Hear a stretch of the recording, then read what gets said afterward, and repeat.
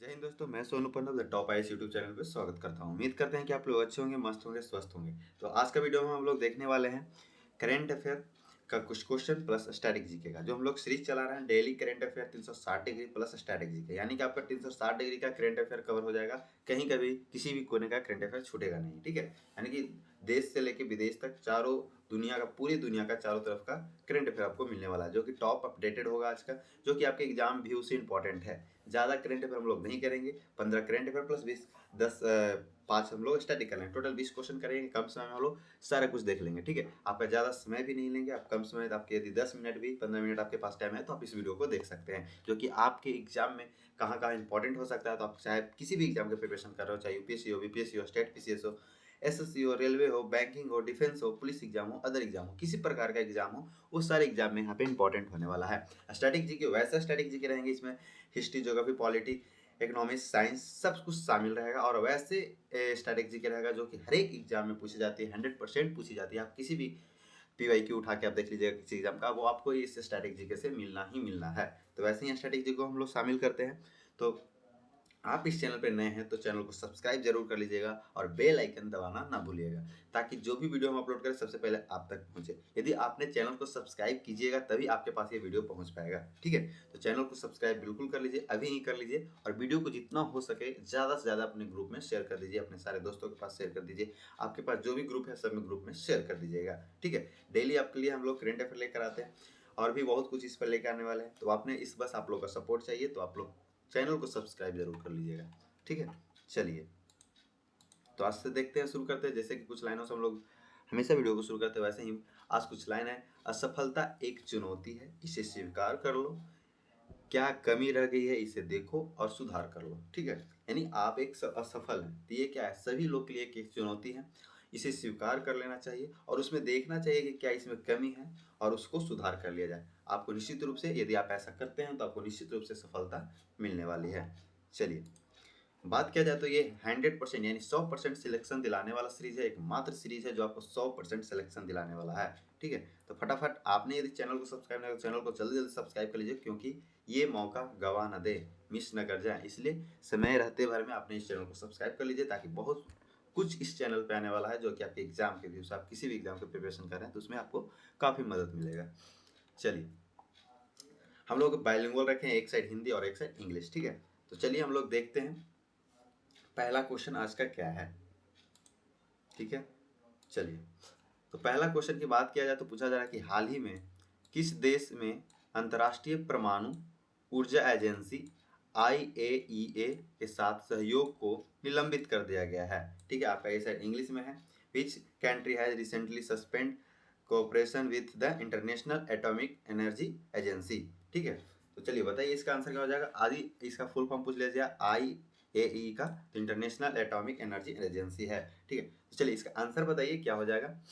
A America, B Israel, C Ukraine और D Iran. चलिए, तो इसका आंसर क्या हो जाएगा। तो इसका आंसर D हो जाएगा, ईरान। यानी कि ईरान ने है जो कि अभी क्या किया है, इसको निलंबित कर दिया है, खत्म कर दिया है, ठीक है। चलिए, जो परमाणु अब ये देख रहे होंगे कि ईरान इजराइल के बीच में युद्ध चल रहा है। यहाँ एक सहयोग हुआ था कि जिसमें आपको कर दिया गया था कि अब इतना जितने देश के पास परमाणु बम है उसके अलावा और कोई देश परमाणु नहीं बनाएगा।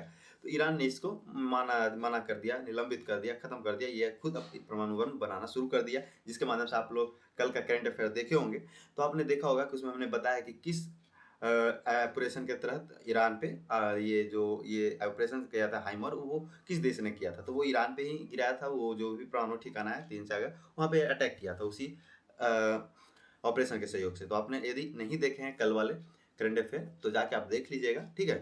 29 तारीख को वो करंट है, उसमें भी बहुत इंपॉर्टेंट क्वेश्चन है। उसमें आपको टोटल 30 क्वेश्चन होगा करंट का, बाकी 5 क्वेश्चन आपका स्टैटिक होगा, तो भी जाके जरूर देख लीजिएगा, ठीक है। वो हम आपको डिस्क्रिप्शन में लिंक भी दे देंगे, ना तो आप यूट्यूब पर सर्च करके जाके देख लीजिएगा, ठीक है। तो इसका आंसर क्या हो जाएगा। तो इसका आंसर की बात किया जाए तो इसका आंसर क्या हो जाएगा, ईरान हो जाएगा, ठीक है, ईरान हो जाएगा। चलिए, नेक्स्ट क्वेश्चन की बात किया जाए तो हाल ही में किस राज्य सरकार ने ग्राम पंचायतों में बेटियों के विवाह कार्यक्रम के लिए मुख्यमंत्री कन्या विवाह मंडप योजना मंजूरी दे दी है। यानी कि ये इसका आंसर क्या हो जाएगा। तो इसका आंसर हो जाएगा A Bihar, B Jharkhand, C Chhattisgarh और D उड़ीसा। तो बताइए इसका आंसर क्या हो जाएगा। Recently, which state government has approved the Mukhyamantri Kanya Vivah Mandap Yojana for the marriage programme of daughters in gram panchayat. चलिए इसका आंसर बताइए क्या आंसर हो जाएगा। तो इसका आंसर आपका क्या हो जाएगा, ए हो जाएगा, यानी कि बिहार। बिहार सरकार ने क्या किया, इसको मंजूरी दे दी गई है मंडप कन्या विवाह मंडप, मुख्यमंत्री कन्या विवाह मंडप योजना का। ठीक है, तो याद रखिएगा इसका आंसर क्या हो जाएगा, बिहार।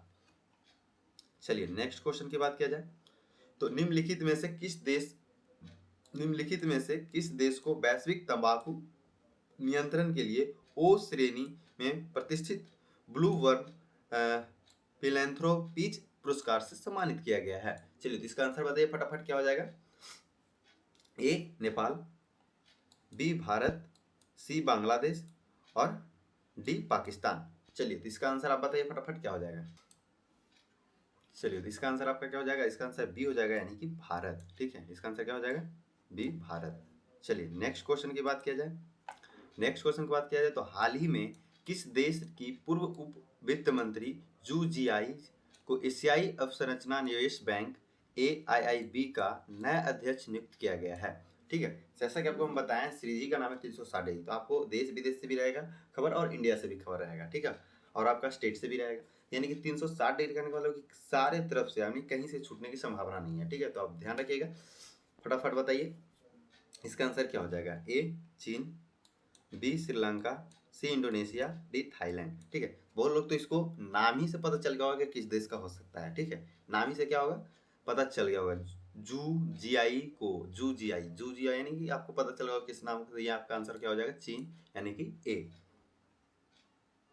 चलिए नेक्स्ट क्वेश्चन की बात की जाए, आपको ऐसे इंग्लिश भी है। ठीक है, यदि हम हर एक बार इंग्लिश पढ़ेंगे तो आपका टाइम ज़्यादा लग जाएगा, इसलिए हम लोग देख लेते हैं। आप लोग जो इंग्लिश मीडियम वाले हैं वो देख लीजिएगा एक बार इधर। ठीक है, चलिए नेक्स्ट क्वेश्चन की बात किया जाए। नेक्स्ट क्वेश्चन की बात किया जाए तो नेक्स्ट क्वेश्चन में पूछा है कि यूनेस्को ने किस राज्य में स्थित संलग्न जीवाश्म पार्क को विश्व धरोहर केंद्र की अपनी संभावित सूची में शामिल किया है। ठीक है, चलिए तो इसका आंसर बताइए क्या हो जाएगा। इसका आंसर आपका ए उत्तर प्रदेश, बी मध्य प्रदेश, सी हिमाचल प्रदेश और डी अरुणाचल प्रदेश। इसका आंसर की बात किया जाए तो इसका आंसर क्या हो जाएगा, उत्तर प्रदेश। उत्तर प्रदेश को जीवाश्म पार्क को विश्व धरोहर केंद्र में अपनी संभावित सूची में शामिल किया गया है। ठीक है, चलिए नेक्स्ट क्वेश्चन की बात किया जाए। हाल ही में भारत ने पहली बार किस एक्सप्रेसवे पर AI संचालित एडवांस ट्रैफिक मैनेजमेंट सिस्टम शुरू किया है। चलिए तो इसका आंसर की बात करें तो क्या हो जाएगा, A Purvanchal expressway, B Dwarka expressway, C Mumbai Pune expressway और D Agra Lucknow expressway. ठीक है, तो चलिए बताइए इसमें ATMS कहाँ शुरू किया गया, किस एक्सप्रेस वे पे। तो इसका बात किया जाए तो ये आपका द्वारका एक्सप्रेस वे, यानी कि बी हो जाएगा इसका आंसर सही। चलिए नेक्स्ट क्वेश्चन, हाल ही में किसने भारत के पहले समुद्री क्षेत्र NBFC Sagarmala finance corporation limited SMFCL का उद्घाटन किया है। ठीक है, ए प्रधानमंत्री नरेंद्र मोदी, बी गृह मंत्री अमित शाह, सी रक्षा मंत्री राजनाथ सिंह और डी केंद्रीय मंत्री सर्बानंद सोनेवाला। ठीक है, चलिए बताइए इसका आंसर क्या हो जाएगा। तो इसका बात किया जाए तो इसका आंसर क्या हो जाएगा, तो इसका आंसर डी हो जाएगा, केंद्रीय मंत्री सर्बानंद सोनेवाला। चलिए नेक्स्ट क्वेश्चन की बात किया जाए तो 8 में पूछ रहा है कि किस राज्य में शुरू अखंड गोदावरी परियोजना का लक्ष्य 2035 तक 35 लाख पर्यटकों का आकर्षित करना है। चलिए मोस्ट इंपॉर्टेंट क्वेश्चन सब है, आप लोग ध्यान दीजिएगा। चलिए तो इसका आंसर क्या हो जाएगा, तो इसका आंसर की बात किया जाए तो ए केरल, बी कर्नाटक, सी तेलंगाना और डी आंध्र प्रदेश। ठीक है, चलिए आप यदि नदी का नाम भी देख रहे होंगे तो इसके हिसाब से भी आप इसको आंसर को सही कर सकते हैं। चलिए तो इसका आंसर की बात किया जाए तो क्या हो जाएगा, तो इसका आंसर की बात किया जाए तो डी हो जाएगा, आंध्र प्रदेश। ठीक है, क्या हो जाएगा, आंध्र प्रदेश। चलिए नेक्स्ट क्वेश्चन की बात किया जाए, वर्ष 2025 में किसको हिंदी के लिए बाल साहित्य पुरस्कार देने की घोषणा की गई। ध्यान रखिएगा यहाँ पे क्या बोला जा रहा है, बाल साहित्य। ठीक है, ना कि युवा साहित्य बोला जा रहा है। ठीक है, तो याद रखिएगा बाल साहित्य बोला जा रहा है। तो ए प्रवर्ती तिर्की, नितिन कुलसप्पा, ठीक है, सुशील शुक्ल और अमित पाल सिंह। ठीक है, चलिए तो इसका आंसर बताइए क्या हो जाएगा। यहाँ पे हु पूछ रहा है इंग्लिश में, who has been announced to the given the children's literature award for Hindi in the year 20 25। ठीक है, तो इसका बताइए इसका आंसर क्या हो जाएगा। तो इसका आंसर की बात किया जाए तो इसका आंसर क्या हो जाएगा, सी सुशील शुक्ल। यदि आपने देख रहा होगा कि प्रवर्तित तीर की भी नितिन गुलगप्पा, ये क्यों नहीं, क्योंकि यहाँ पे पूछा जा रहा है बाल साहित्य। ठीक है, यदि युवा पूछ देता युवा साहित्य पुरस्कार, तो यहाँ पे आपको ये हो जाएगा प्रवर्ति तिर्की हो जाता, नितिन गुलगप्पा हो जाता। ठीक है, लेकिन यहाँ पे पूछा जा रहा है बाल साहित्य। ध्यान रखिएगा, बाल साहित्य पूछे तो सुशील शुक्ल को मिलेगा, और युवा साहित्य पूछे तो प्रवर्ति तिर्की को मिलेगा। ठीक है, याद रखिएगा।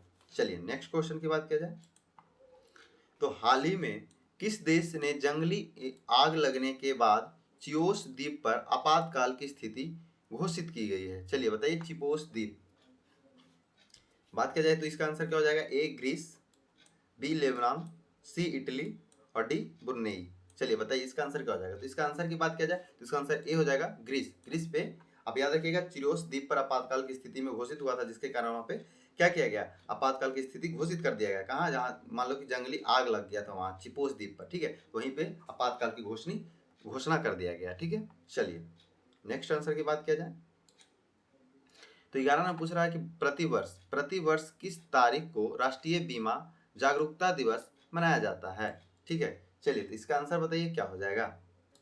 तो इसका बात किया जाए तो इसका आंसर क्या हो जाएगा, बी 28 जून को। ठीक है, 28 जून को क्या होता है, प्रतिवर्ष तारीख को राष्ट्रीय बीमा जागरूकता दिवस, बीमा जागरूकता दिवस की बात किया जाए तो ये आपको 28 जून को मनाया जाता है। चलिए नेक्स्ट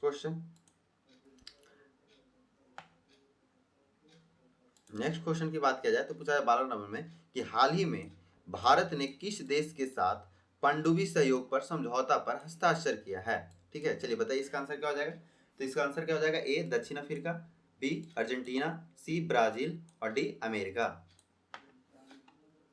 तो चलिए इसका बात किया जाए तो इसका बात हो जाएगा आंसर ए, यानी कि दक्षिण अफ्रीका के साथ भारत ने क्या किया है, पनडुब्बी सहयोग समझौते पर हस्ताक्षर किया है। चलिए नेक्स्ट क्वेश्चन की बात किया जाए तो पूछा जा रहा है कि हाल ही में किस देश में वार्षिक कटारगम्मा एसाला महोत्सव शुरू किया गया है। बताइए इसकी कहाँ है, ये कहाँ का पर्व है, किस देश का पर्व है। तो भारत का है कि ए, बी नेपाल का है, कि सी भूटान का है, कि डी श्रीलंका का है। तो किस देश का है, तो इसका आंसर क्या हो जाएगा, डी श्रीलंका का। श्रीलंका का ये महत्वपूर्ण पर्व है। ठीक है, क्या पर्व है, तो कटारगम्मा एसाला। ठीक है, चलिए नेक्स्ट क्वेश्चन की बात किया जाए तो हाल ही में केंद्रीय गृह मंत्री अमित शाह ने, ठीक है, वाराणसी में मध्य यानी कि कैमी मध्य क्षेत्रीय परिषद बैठक की अध्यक्षता की है। तो कैमी मध्य क्षेत्रीय परिषद की अध्यक्षता की है, ए 24वीं, बी 25वीं, सी 26वीं और डी 27वीं। ठीक है, तो याद रखिएगा वाराणसी में जो अमित शाह ने परिषद की बैठक की है मध्य क्षेत्रीय परिषद की, तो वो कैमी थी, कौन सी थी, कै नंबर की थी, तो ये 25 यानी कि 25वीं नंबर की थी बैठक, याद रखिएगा। चलिए यानी कि इसका आंसर क्या हो जाएगा, आंसर हो जाएगा बी। नेक्स्ट क्वेश्चन की बात किया जाए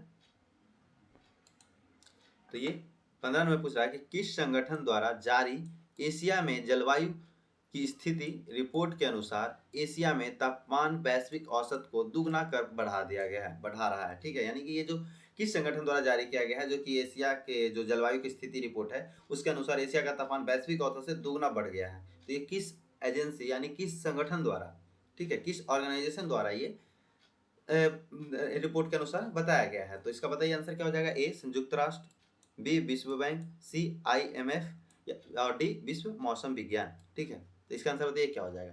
अपने ऑप्शन से भी देख रहा होगा, संयुक्त राष्ट्र का क्या काम है, विश्व बैंक का क्या काम है, IMF का क्या काम है, विश्व मौसम विज्ञान संगठन का क्या काम है। इसका आंसर की बात किया जाए तो इसका आंसर डी हो जाएगा, विश्व मौसम विज्ञान संगठन। ठीक है, चलिए यहाँ पे नन ऑफ दीज नहीं होगा, यहाँ पे याद रखिएगा, यहाँ पे नन ऑफ दीज नहीं होगा। ठीक है, यहाँ पे क्या होगा, चलिए तो यहाँ पे बात किया जाए तो क्या हो जाएगा, तो यहाँ पे बात किया जाए तो क्या हो जाएगा, वर्ल्ड मेट्रोलॉजी ऑर्गेनाइजेशन। ठीक है, मेट्रोलॉजिकल ऑर्गेनाइजेशन। ठीक है, इसका हिंदी होता है विश्व मौसम विज्ञान संगठन। बात किया जाए तो इसकी स्थापना की, तो इसकी स्थापना कब हुआ था, यानी कि इसको शॉर्ट में हम क्या लिख सकते हैं, WMO।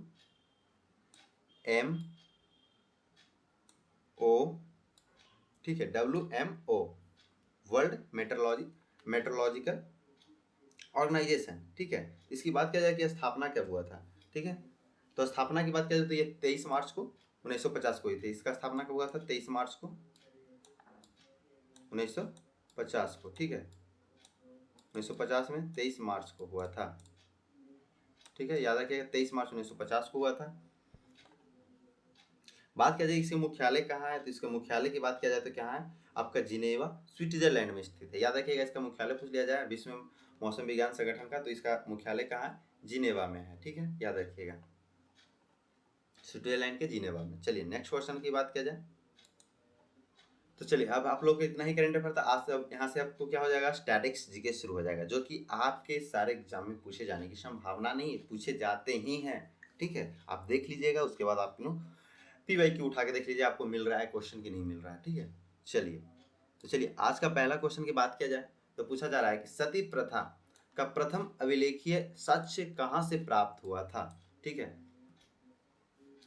हाँ तो चलिए इसमें यदि आंसर इंग्लिश बात करें तो where has the first epigraphic evidence of sati pratha been found. ठीक है, इसका आंसर बताइए क्या हो जाएगा, ए एरन, बी जूनागढ़, सी मंदसौर और डी सांची। चलिए इसका आंसर बताइए क्या हो जाएगा, तो इसका आंसर ए हो जाएगा, एरन से मिला था। याद रखिएगा सती प्रथा का प्रथम अभिलेखनीय साक्ष्य कहाँ से मिला था, तो एरन से मिला था।